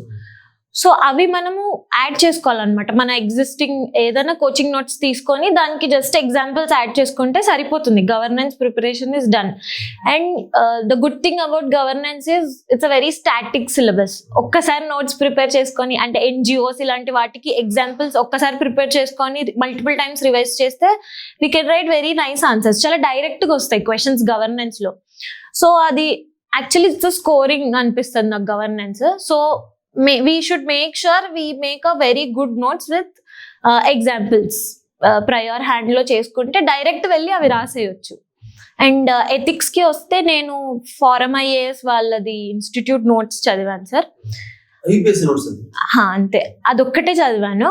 దానికే just ethics I made sure I right examples, either personal examples, లేదా విత్ ఇన్ ఇండియాలో ఎవరైనా పర్సన్స్వి, లేదా అవుట్ సైడ్ ఇండియాలో ఎవరైనా పర్సన్స్వి. ఇలా ఎగ్జాంపుల్స్ లో కూడా నేను కేటగిరీస్ పెట్టుకునేదాన్ని. సో దట్ అన్ని పర్సనల్ ఎగ్జాంపుల్స్ రాస్తే బోర్ కొడుతుంది కదా, అలా కేటగరైజ్ చేసుకునేదాన్ని ఎగ్జాంపుల్స్. అండ్ ఎథిక్స్ లో ఐ రోట్ కొటేషన్స్. నేను చాలా ఎక్కువ రాశాను సార్ ఎథిక్స్ లో. ఎక్కువ ఎవరు కొటేషన్స్? గాంధీ కొటేషన్స్ లేకపోతే లింకన్, ఎటువంటి కొటేషన్స్ ఎక్కువ? సో సార్ అలా స్పెసిఫిక్ పర్సన్స్ కాదు, టాపిక్ నేను ఎవ్రీ టాపిక్ కి ఒక 4-5 కొటేషన్స్ పెట్టుకునేదాన్ని. ఆ కొటేషన్స్ ఎవరు ఇచ్చినా అయి ఉండొచ్చు, సెర్చ్ చేసి గూగుల్లో పికప్ చేసుకునేదాన్ని. అండ్ భగవద్గీత లో స్టోరీస్ ఉంటాయి కదా సార్, అవి ఇంట్రోలో రాయడం, ఆ టాపిక్ ని ఇంట్రొడ్యూస్ చేయడానికి లేదా ఆ టాపిక్ ని కంక్లూడ్ చేయడానికి నేను రాసేదాన్ని అనమాట. అయితే భగవద్గీత నీ అంత బాగా ఎవరు వాడలేదు. ఆల్మోస్ట్ ఎస్ఏలో వాడుతున్నావు, గవర్నెన్స్ ఎథిక్స్లో వాడుతున్నావు, very good. But actually Bhagavad Gita is a treasure of knowledge అనమాట. అందులో అన్నీ ఉంటాయి. దాంట్లో మనం తీసుకునే కెపాసిటీ మనకు ఉండాలి, కానీ అందులో ఏదైనా ఉంటుంది భగవద్గీతలో. Very good. ఇంకోటి ప్రియమవుతుంది, ఇప్పుడు పబ్లిక్ అడ్మినిస్ట్రేషన్, లా, ఈ రెండు కొత్తవి, యూపీఎస్సీలో కూడా లేవు, ఓన్లీ గ్రూప్ 1లో ఉన్నాయి. బట్ ఎక్కువ ఉండవు, జస్ట్ బ్రీఫ్గా ఉంటాయి. బట్ దానికోసం సోర్సెస్ ఏం ఫాలో అయ్యావు? సోర్సెస్ సార్ పబ్లిక్ అడ్మినిస్ట్రేషన్ కి నేను ఆన్లైన్లో ఇగ్నూ వాళ్ళవి నోట్స్ ఉంటాయి సార్, అవి ఒకసారి చూసి జస్ట్ అలా నోట్స్ జస్ట్ ఒక 6-7 పాయింట్స్ తోటి నోట్స్ ప్రిపేర్ చేసుకున్నాను. పబ్లిక్ అడ్మినిస్ట్రేషన్ లో చాలా మంది థింకర్స్ ఉంటారు. సో ఆ thinkers names mention, public administration examples ఏమి ఉండవు అందులో, మహా అయితే స్కీమ్స్ రాయొచ్చు. సో థింకర్స్ నేమ్స్ మెన్షన్ చేయడానికి వాళ్ళు చెప్పిన కొటేషన్స్ టైప్ ఉంటాయి అన్నమాట, ఆ టాపిక్ రిలేటెడ్, అవి మెన్షన్ చేయడానికి ట్రై చేశాను. సో వీళ్ళందరూ ఫ్యాక్ట్స్ బాగా ఎక్కువ రాసాను ఫ్యాక్ట్స్. ఎందుకంటే పబ్లిక్ అడ్మినిస్ట్రేషన్ చాలా మంది థింకర్స్ పేరు అంటే ఆప్షన్లు రాస్తారు, ఆప్షన్లో గ్రూప్ 1 మెయిన్స్ ఎక్కువ రాయరు, అంటే ఆలోచన రాదు. ఎందుకంటే ఓన్లీ ఆ మోరిన్ అడ్మినిస్ట్రేషను, కౌటిల్యది, బ్రిటిష్ అడ్మినిస్ట్రేషన్ ఉంటుంది, రీసెంట్గా ఉంటుంది, ఏవో కొన్ని ఫ్యాక్ట్స్ రాస్తారు. బట్ థింకర్స్ కూడా నువ్వు కోట్ చేసావంటే అగైన్ చాలా ఎఫర్ట్ పెట్టావు నిజంగానే. పబ్లిక్ అడ్మినిస్ట్రేషన్ కూడా ఒక క్వశ్చన్ 2 క్వశ్చన్ వస్తాయి, అంతే 1 క్వశ్చన్ వస్తుంది పబ్లిక్ అడ్మినిస్ట్రేషన్ నుంచి వస్తుంది. ఓకే, లా ఎలా చేసావు? లా నుంచి నేను ఒక ఇన్స్టిట్యూట్ నోట్స్ తీసుకొని అండ్ రీసెంట్ గా ఏమైనా యాక్ట్స్ పాస్ చేశారా, ఇప్పుడు దిశ బిల్ ఇలాంటివి కొన్ని అప్డేట్స్ చేసుకున్నాను. న్యూ క్రిమినల్ లాస్ వచ్చాయి కదా, వాటి ప్రోస్ కాన్స్ అండ్ కొన్ని current affairs plus static any institute notes fine sir. Google search దొరికేస్తాయి, గూగుల్ సెర్చ్. ఓకే, సో ఈ రకంగా కలిసి ఈ పేపర్లో కూడా ఇంకోటి ఒక క్వశ్చన్ చెప్పు. హిస్టరీ ఓకేలే, హిస్టరీకి స్ట్రాటజీ పెద్దగా ఏం అక్కర్లేదు, కానీ పాలిటీ గవర్నెన్స్కి నీ ఆన్సర్ రైటింగ్ స్టైల్లో అంటే అందరికీ పాయింట్స్ వస్తాయి, బట్ ఏదైనా చెప్తాం అనుకుంటున్నావా? ఆన్సర్ ఇలా రాసేదాన్ని, ఇంట్రొడక్షన్లో ఇలాగా, కన్క్లూజన్ ఇలాగా, లేకపోతే నా ఆన్సర్స్ మిగతా వాళ్ళకన్నా డిఫరెంట్గా యూనిక్గా ఉండడం కోసం ఇలా రాసేదాన్ని, అలా ఏమైనా నీ ఆన్సర్ ఐడియా ఉంది? ఇప్పుడు జనరల్గా చెప్తావా? సార్ ఎథిక్స్ లో నేను డయాగ్రామ్స్ ఇంక్లూడ్ చేయడానికి ట్రై చేసేదాన్ని, అంటే ఇలా పిరమిడ్ కానీ, ట్రయాంగిల్స్ కానీ, వెన్ డయాగ్రామ్స్ కానీ, ఏదైనా టూ ఎథికల్ వాల్యూస్ కి డైలమా వస్తే ఇలా బ్యాలెన్స్ పెట్టి this is more, this is less అలా చూపించడానికి ఎథిక్స్ లో కొన్ని డయాగ్రామ్స్ వేయడానికి, అంటే ఇన్నోవేట్ చేయడానికి ట్రై చేశా. ముందే ప్రయర్ హ్యాండ్ ప్రిపేర్ చేసుకొని అవే ఇంక్లూడ్ చేయడానికి ట్రై చేశాను. గవర్నెన్స్ లో నేను చెప్పినట్టు స్కీమ్స్ ఎక్కువ ఇంక్లూడ్ చేయడానికి ట్రై చేశాను సార్. స్కీమ్స్ లో కూడా డేటా. నువ్వు నీ ఆన్సర్ మొత్తంలో వాల్యుయేషన్ చెప్తున్నావు. వాల్యుయేషన్ అంటే వాల్యుయేషన్ వెరీ ఇంపార్టెంట్ కాదనట్లేదు, బట్ ఆన్సర్ ఫార్మాట్ ఏమైనా ఒక స్టైల్ ఫాలో అయ్యావా? అంటే ఇలా ఇంట్రొడక్షన్లో ఎక్కువగా నేను కాంటెక్స్ట్ రాసేదాన్ని, ఫ్యాక్ట్ రాసేదాన్ని, కన్క్లూజన్లో ఒపీనియన్ రాసేదాన్ని, యాక్చువల్గా ఖచ్చితంగా ఒపీనియన్ రాసేదాన్ని కదా కన్క్లూజన్లో, అలా ఏం చెప్దాం అనుకుంటున్నావా? One thing I rigorously followed is, నా మైండ్ లో ఎప్పుడు ఇంట్రోలో ఒక ఫ్యాక్ట్, కంక్లూజన్ లో ఒక ఫ్యాక్ట్, ఇవి I made sure I fit in ఆ టాపిక్ రిలేటెడ్, ఇది నేను ఖచ్చితంగా చేసేదాన్ని. అండ్ నేను వే ఫార్వర్డ్ రాసేదాన్ని ప్రతి క్వశ్చన్ కి, అడగకపోయినా కూడా నేను పాలిటీకి, గవర్నెన్స్ కి, ఈవెన్ ఎథిక్స్ కి కూడా నేను వే ఫార్వర్డ్ రాసేదాన్ని. Maybe that would have help. ఖచ్చితంగా, ఎందుకంటే నువ్వు ప్రతి టాపిక్ మీద సలహా ఇస్తున్నావు, ఒక సజెస్ట్ చేస్తున్నావు, అంటే నీ ఒపీనియన్ చెప్తున్నావు ఎలా ఉండాలనేది, విచ్ ఇస్ వెరీ ఇంపార్టెంట్. చాలా మంది ఫ్యాక్ట్స్ రాస్తే వదిలేస్తారు, బట్ నీకు మార్క్స్ ఎక్కువ కారణం అది కూడా.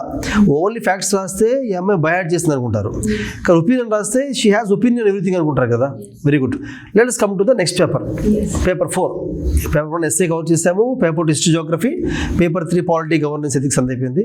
పేపర్ 4 ఎకానమీ ఆల్రెడీ చెప్పావు, వివేక్ సింగ్ని you have friend multiple times చదివావు. అలాగే నువ్వు బడ్జెట్ ఎకనామిక్స్ చదివి కూడా మిగతా వాళ్ళలాగా ఓన్లీ ఆ సంవత్సరందే కాకుండా ప్రీవియస్ ఇయర్ కూడా, ఏది గవర్నమెంట్ ఆఫ్ ఇండియా అంటే ఇండియాది, ఏపీది కూడా బడ్జెట్ సర్వే. కానీ 2 years చదవడం అనేది వెరీ బిగ్ థింగ్. చాలా మంది 1 year మొత్తం చదవట్లా, నువ్వు 2 years చదివాను అంటున్నావు, which is very good.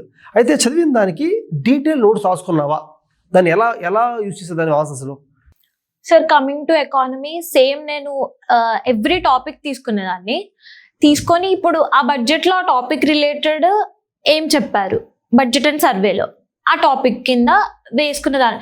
Actually సర్వేలోనే మనకి చాలా డయాగ్రామ్స్, పై చార్ట్స్, ఇంకా గ్రాఫ్స్ ఇవన్నీ వాళ్ళే ఇస్తారనమాట. We can just copy them. అవి డైరెక్ట్ వెళ్ళి ఎగ్జామ్లో రాసినా వాళ్ళు చాలా బాగా అనలైజ్ చేస్తారు. ప్రీవియస్ 4-5 yearsవి వాళ్ళే అనలైజ్ చేసి చాట్స్ ప్రిపేర్ చేసి ఇస్తారు.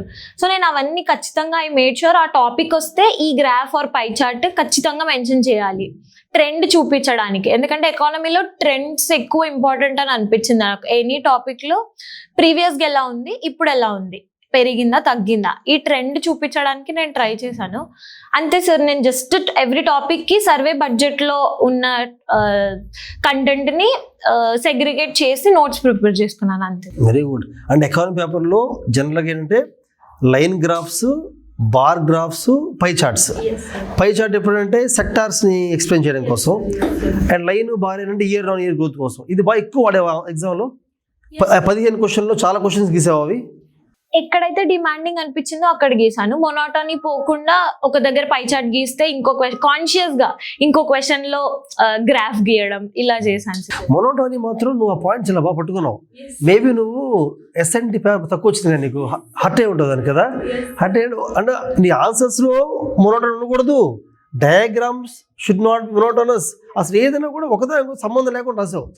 That also takes again same lot of effort ఉండాలి దానికి.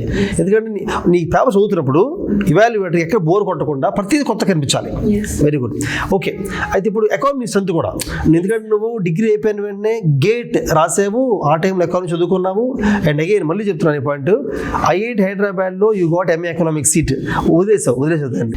MBA ఫైనాన్స్ చేయడం వల్ల కూడా ఎకనామిక్స్ మీద కొంచెం గ్రిప్ వచ్చి ఉంటుంది కదా, అండ్ నీ పర్సెప్షన్ మారి ఉంటుంది కదా. ఎకనామిక్స్ అంటే ఏంటి, ఇవాల్యుయేటర్ ఎలా చూపించాలి, ఏది ఇంపార్టెంట్ అర్థం ఉంటుంది. నీ స్ట్రెంత్ అదే ఎకనామిక్స్ అనిపిస్తుంది. ఓకే, మన మెయిన్స్ మొత్తం కవర్ చేసాం మనం. కంపల్సరీ పేపర్స్ కూడా టైం స్పెండ్ చేసావా? English and Telugu compulsory papers? Yes sir. ఇంగ్లీష్కి స్పెండ్ చేయలేదు బికాజ్ నాకు డూయబుల్ అనిపించింది వితౌట్ ప్రిపరేషన్. బట్ తెలుగు నేను ఒక 5-6 hours గ్రామర్ కొంచెం చూసుకున్నాను సార్. So that good. ఎందుకంటే క్వాలిఫైయింగ్ పేపరే కదని నెగ్లెక్ట్ చేయకూడదు. దాంట్లో ఫెయిల్ అవుతున్నారు, కొంతమంది ఫెయిల్ అవుతున్నారు. గ్రామర్ చూసుకున్నాను. మర్చిపోయింది ఒక విషయం అడగడం. లెట్ us go back ప్రిలిమ్స్కి వెళ్దాం. ప్రిలిమ్స్లో అరిథమెటిక్ అంటే రీజనింగ్, యాప్టిట్యూడ్ టఫ్గా ఇచ్చారు ఈ సంవత్సరం కదా, టఫ్గా వచ్చింది. నువ్వు నీ స్ట్రాటజీ ఏంటి అంటే అందులో నువ్వు BA అంటే నీకు మ్యాథ్స్ బ్యాక్గ్రౌండ్ కాదు. సో నీకు ఆ యాప్టిట్యూడ్ క్వశ్చన్స్ కష్టం అనిపించి ఉంటాయి కదా, నువ్వు ఎలా చేసావు అంటే ప్రిపేర్ అయ్యావు బాగా వాటి మీద? సార్ ఐరానికల్లీ నేను ఆప్టిట్యూడ్ రీజనింగ్ లో కొంచెం స్ట్రాంగ్. మేబీ బికాజ్ నేను SSC CGL ప్రిలిమ్స్కి ప్రిపేర్ అయ్యాను ఒక 1-2 months. అది నాకు చాలా హెల్ప్ అయింది. అండ్ ఇందులో more than knowledge we have to choose questions. ఇప్పుడు 30 questions ఉంటే అందులో 10 ఖచ్చితంగా ఈజీగా ఉంటాయి. బట్ మనం ఏం చేస్తామంటే ఫస్ట్ 5 టఫ్ క్వశ్చన్స్ మీద టైం మొత్తం స్పెండ్ చేసేస్తాం. సో నేను ఫస్ట్ క్వశ్చన్ చదివి ఇది టఫ్ ఉంది వదిలేద్దాం, ఫస్ట్ ఈజీ క్వశ్చన్స్ అన్ని సాల్వ్ చేసేదాన్ని అనమాట. అప్పుడు నాకు కాన్ఫిడెన్స్ వచ్చేది, ఓకే ఇన్ని క్వశ్చన్స్ చేశాను, ఇప్పుడు టఫ్ క్వశ్చన్స్ కూడా నాకు కొన్ని ఈజీ అనిపించేవి. బికాజ్ నేను కొంచెం కామ్ మైండ్ తోటి ఉన్నాను. సో ఎందుకంటే నేను ఆల్రెడీ కొన్ని క్వశ్చన్స్ చేసి పెట్టేశాను కాబట్టి మేబీ దట్ స్ట్రాటజీ హెల్ప్ అని అనిపించింది. సో రౌండ్ 1లో ఈజీ క్వశ్చన్ చేస్తావు, మళ్ళీ రౌండ్ 2 ఫస్ట్ నుంచి వచ్చి టఫ్ క్వశ్చన్ చేస్తావు, అండ్ రాను గెస్ చేస్తావు కదా నువ్వు.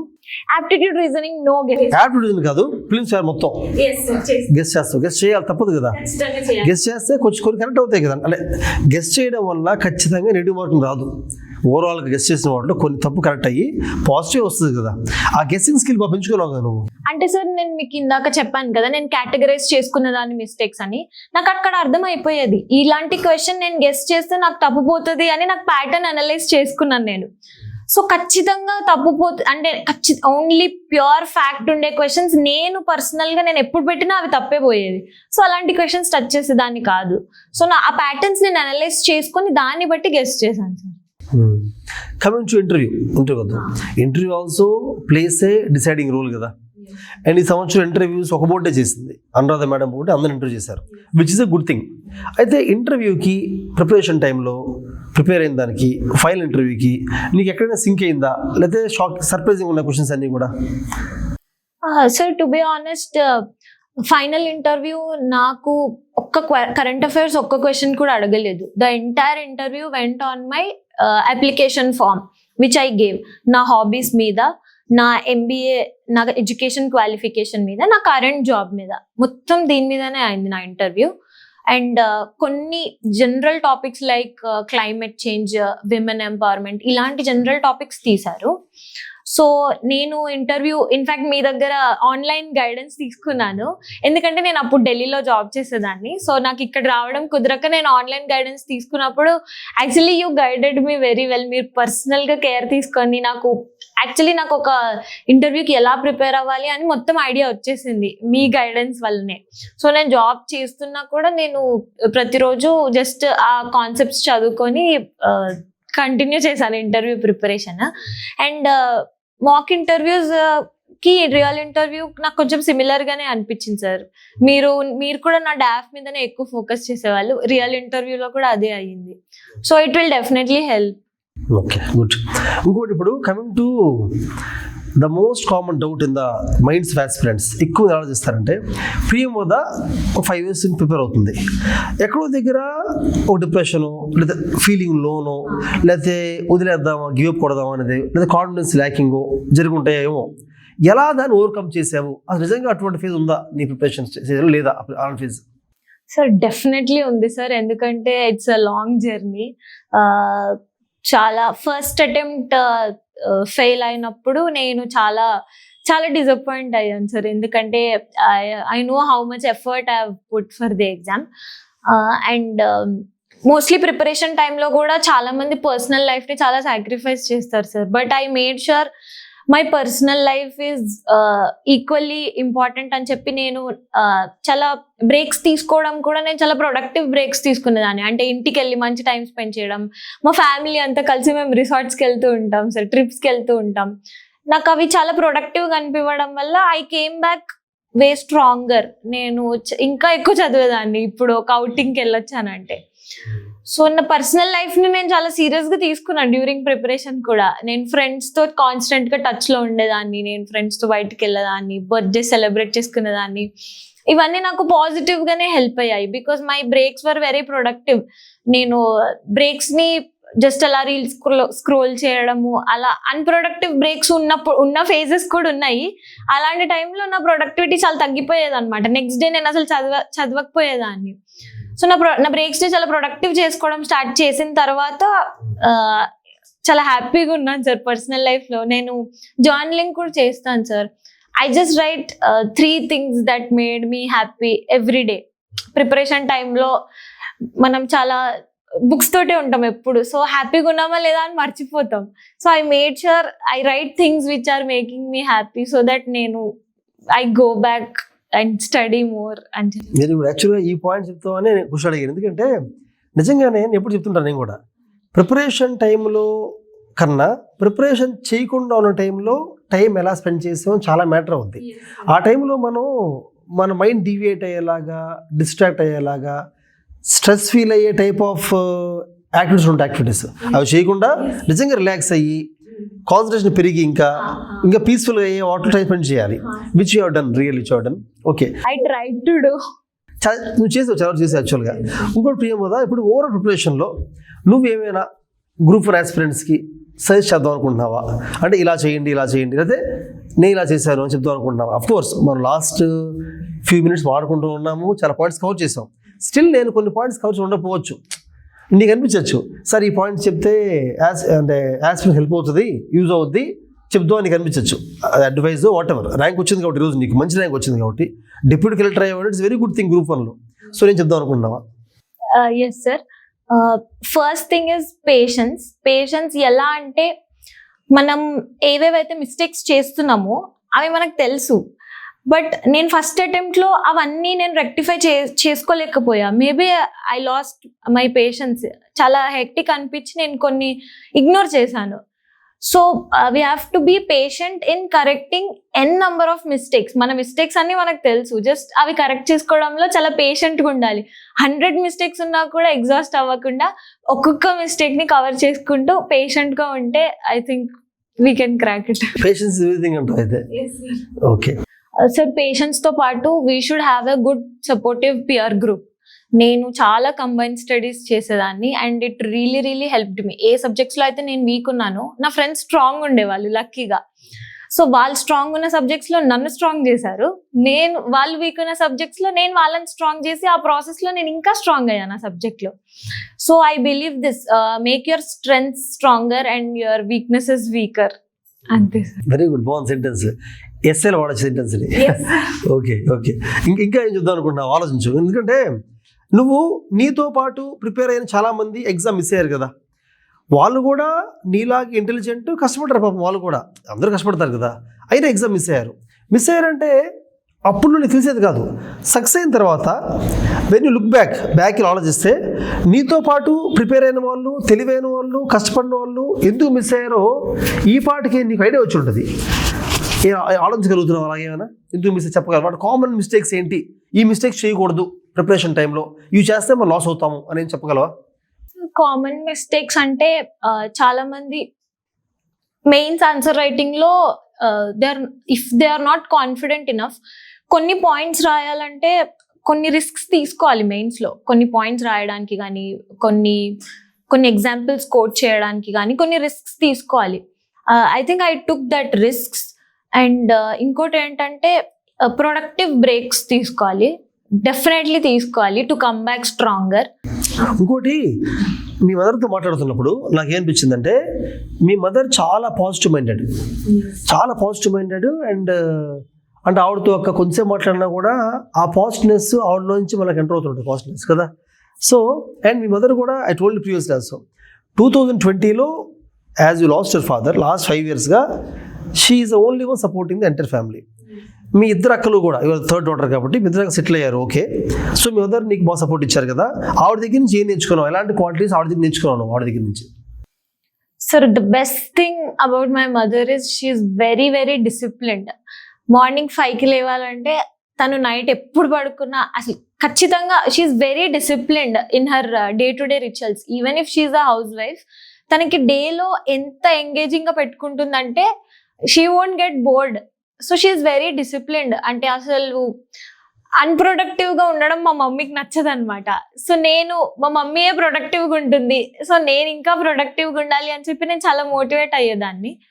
And she's very positive, she's very spiritual. Maybe నాకు అది కూడా హెల్ప్ అయింది బాగా. సో నీ కాంపిటీషన్ మదరే అనమాట, డిసిప్లిన్లో, ఎగ్జామ్లో కాదు డిసిప్లిన్లో. అండ్ మీ మదర్ని బీట్అవుట్ చేసే డిసిప్లిన్ నువ్వు రీచ్ అయ్యావా? Sir, it's very tough, I will never reach that. Maybe మదర్కి డిజైర్స్ అని లేవేమో లైఫ్లో, జస్ట్ ఒక రైట్ హ్యాబిట్స్ అంతే. దేవుడు పూజించుకోవడం, ఫుడ్ కూడా తక్కువ తింటారు కదా, and she eats on time and gets up on time. That's why she is very healthy. Maybe mother లాగా నువ్వు హెల్దీగా ఉండడం కష్టమేనేమో నీ ఫ్యూచర్లో, బట్ ఉంటే మంచిది. గుడ్ అయితే Priyamvada. So anyhow you have spoken very well. Priyamvada నీ పేరు లాగే నువ్వు కూడా చాలా స్వీట్గా మాట్లాడావు, అండ్ నీ పాయింట్స్ అందరూ హెల్ప్ అవుతాయి అనుకుంటున్నాను. గ్రూప్ 1 ఆస్పిరెంట్స్కి కామన్గా ఉన్న డౌట్స్ని మనం క్లియర్ చేసాం అనుకుంటున్నాను నేను. ఎందుకంటే ఈ ఇంటరాక్షన్కి మెయిన్ ఉద్దేశం ఏంటంటే ప్రిపేర్ అయ్యే వాళ్ళకి ఈ పర్టికులర్ ఎపిసోడ్ చూస్తే వాళ్ళ మైండ్లో ఫిలిమ్స్కి, మెయిన్స్కి, సబ్జెక్ట్ వైజ్గా, టాపిక్ వైజ్గా నోట్స్ మేకింగ్, రివిజన్ అంతా క్లారిటీ రావాలన్నమాట. వచ్చి వాళ్ళు ఇంకొంచెం కాన్ఫిడెన్స్ ఓకే ఇలా అంటే we have to like this అని ఒక గ్యారంటీ ఉండాలి, అష్యూరెన్స్ ఉండాలి. అది ఇచ్చాం అనుకుంటున్నాను నేను. So all the best with your job in future as deputy collector. Thank you for inviting me sir. C Priyamvada, bye. Welcome madam. అయితే మేడం, ఇప్పుడు ప్రియంవద మీ గురించి చాలా పాజిటివ్గా చెప్పారు. లాస్ట్ 5 years ప్రిపరేషన్లో మీ సపోర్ట్ చాలా ఎక్కువ ఉందని చెప్పారు. అలాగే మీకున్న ముగ్గురు అమ్మాయిల్ని మీరు బాగా చదివించారు. ముగ్గురు అమ్మాయిలు కూడా దేవడన్ పీజీ, MBA, MCOM చేశారు. ముగ్గురు బాగా సెటిల్ అయ్యారు. 3వ అమ్మాయి డిప్యూటీ కలెక్టర్ అయింది ఈ రోజున. అయితే ప్రియంవద ఏం చెప్తుందంటే మీ దగ్గర నుంచి నేర్చుకోవాల్సిన డిసిప్లిన్ నేర్చుకోవాలని చెప్పింది ప్రియంవద. అయితే మిమ్మల్ని అడుగుదాం అనుకున్నది ఏంటంటే ప్రియంవదలో మీకు కనిపించే గుడ్ క్వాలిటీస్, అంటే మా అమ్మాయికి గ్రూప్ 1లో టాప్ ర్యాంక్ రావడం కారణం ఇదే, అమ్మాయిలు ఈ క్వాలిటీస్ ఉన్నాయి అని మీరేం చెప్దాం అనుకుంటున్నారా? అంటే ఈ క్వాలిటీస్ వల్ల మా అమ్మాయికి ర్యాంక్ వచ్చింది, చిన్నప్పటి నుంచి కూడా ఇలాంటి క్వాలిటీస్ ఎక్కువ ఉండేవి అమ్మాయిలో అని మీరేం చెప్దాం అనుకుంటున్నారా? ఆ పాప ఒక్కసారి చదివితేనే బాగా నాలెడ్జ్ ఉంటుంది సార్, బాగా గుర్తుంటది. బాగా ఎట్లా ఎక్కువసేపు కూడా చదువుకోదు సార్.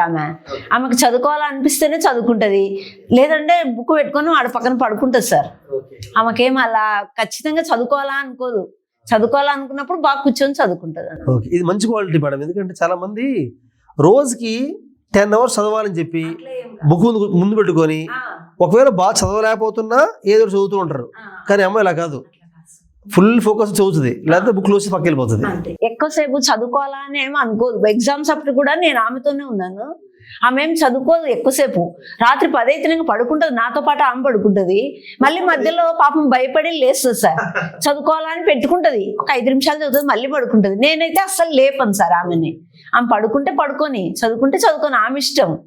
నేను ఆమెను లేపను సార్. ఓకే, మీకు ఈసారి గ్రూప్ 4 ఎగ్జామ్ రాసింది కదా, రాసినప్పుడు ఖచ్చితంగా ర్యాంక్ వస్తుంది అని నమ్మకం మీకు ఉందా? ఖచ్చితంగా ఉంది సార్, ఉంది సార్. పోయినసారి అసలు జస్ట్ లో మిస్ అయింది, ఈసారి ఖచ్చితంగా వస్తుంది అనే నమ్మకం ఉంది సార్. Okay okay. ఇంకోటి, అమ్మాయి మామూలుగా ఫస్ట్ నుంచి కూడా అంటే డిగ్రీ చదివినప్పుడు కానీ ఎంబీఏ ఫస్ట్ నుంచి కూడా గవర్నమెంట్ ఎగ్జామ్స్కి వెళ్ళమని మీరు ఎంకరేజ్ కదా, ఎందుకు చేశారు? గవర్నమెంట్ ఎగ్జామ్స్ ఎందుకు? ప్రైవేట్ జాబ్స్ మంచిగా ఉన్నాయి, మంచి జాబ్స్ తీసుకోవచ్చు కదా. ప్రైవేట్ ఉన్నాయి కానీ ఈ పాపకి వాళ్ళకి వాళ్ళ నాన్నకి వాళ్ళకి కలెక్టర్ అవ్వాలనే కోరిక ఉంది సార్. గవర్నమెంట్ జాబు మా ఇంట్లో ఎవరికి లేదు, ఈ పాపకి రావాలి, మన ఇంట్లో ఒక్కరికైనా గవర్నమెంట్ జాబ్ రావాలి అని వాళ్ళ కోరిక. అది కూడా పెద్ద కోరికనే, కలెక్టర్ అవ్వాలి అనే కోరికనే ఉండింది. ఈ పాపకి చదివించాలంటే ఈ పాప చదువుకుంటుంది, బాగా ఇంట్రెస్ట్ ఉంది. కాకపోతే నాకు కొంచెం భయం సార్, కొంచెం లేట్ అవుతుంది గవర్నమెంట్ జాబులు అంటే. ఇది చాలా కష్టపడాలి. నాకు పిల్లలు కష్టపడడం ఇష్టం ఉండదు సార్.